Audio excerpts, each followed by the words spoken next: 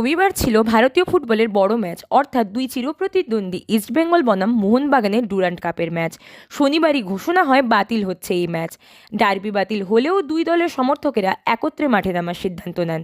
উদ্দেশ্য আরজি কর কাণ্ডে নির্যাতিতার জন্য বিচার চাওয়া। ফুটবল প্রেমী অভিনেত্রী উষসী চক্রবর্তীও ইস্টবেঙ্গলের জার্সি পরে পোস্ট করেছিলেন, জার্সি যখন গায়ে চাপিয়ে নিয়েছি একবার তো চেষ্টা করে দেখবই। আমি, পরিচালক সৌরভ পালোধি আর অভিষেক সাহা একসাথে চললাম। কথা মতোই যুবভারতীর সামনে পৌঁছে যান অভিনেত্রী। অভিনেত্রীর কথায় স্লোগান তুলেছিলেন সবাই, ডার্বি বাতিল করে দে, মেয়েটাকে ফিরিয়ে দে, আমরা শান্তি রক্ষা করেই বিচার চাই স্লোগান তুলেছিলাম, কিন্তু তার মধ্যেই লাঠিচার্জ হলো। উষসী আরও বলেন, আজ দেখলাম হাজার হাজার পুলিশ। এই পুলিশ যদি আরজি কর হাসপাতালে 14ই আগস্ট রাতে থাকতো তাহলে ওই ভাঙচুর হতো না। এই পুলিশ মাঠে থাকলে আজ খেলাটাও হতো। আজ নিরস্ত্র মানুষের ওপর লাঠিচার্জ হলো। আমিও ছিলাম সেই সময়, তবে আমি বেরিয়ে আসতে পেরেছি। কিন্তু এইভাবে আটকানো যাবে না, আমাদের বিচার চাই।